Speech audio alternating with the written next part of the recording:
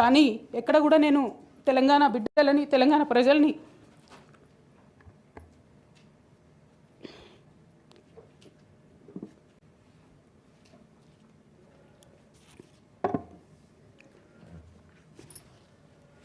వాళ్ళను డిసప్పాయింట్ చేయదు కాబట్టి నవ్వుతూ పనిచేస్తూ వెళ్ళిపోయిన అధ్యక్ష ఇప్పుడు నా దగ్గరికి ఎప్పుడు పెద్దవాళ్ళు పైరవికారులు కాంట్రాక్టర్లు ఎవరు రాలేదు అధ్యక్ష. నేను ఎప్పుడు కూడా పేద ప్రజల మధ్యలోనే ఉండి పనిచేస్తున్నాను అధ్యక్ష.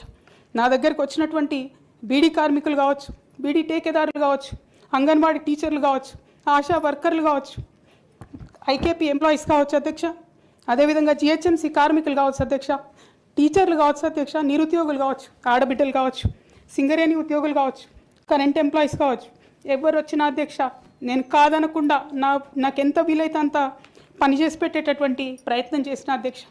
అయినా సరే అధ్యక్ష పార్టీ మౌత్ పీసులుగా ఉండేటటువంటి పార్టీ పేపర్లు, పార్టీ ఛానళ్ళు ఏ ఒక్కరు కూడా ఎన్నడూ కూడా మద్దతు ఇవ్వలేదు అధ్యక్ష.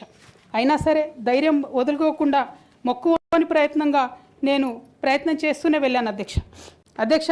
తెలంగాణ రాకముందు బీఆర్ఎస్ ప్రభుత్వం ఏర్పడకముందు ఒక మాట అనుకున్నాం అధ్యక్ష. కేసీఆర్ గారే పదే ఈ మాట చెప్పారు. ఉమ్మడి రాష్ట్రంలో మనకు కాంట్రాక్ట్ వ్యవస్థ వచ్చింది, మరి కాంట్రాక్ట్ ఎంప్లాయీస్తోని, అవుట్సోర్సింగ్ ఎంప్లాయీస్తోని దేశానికి నష్టం జరుగుతుంది, రాష్ట్రానికి నష్టం జరుగుతుంది.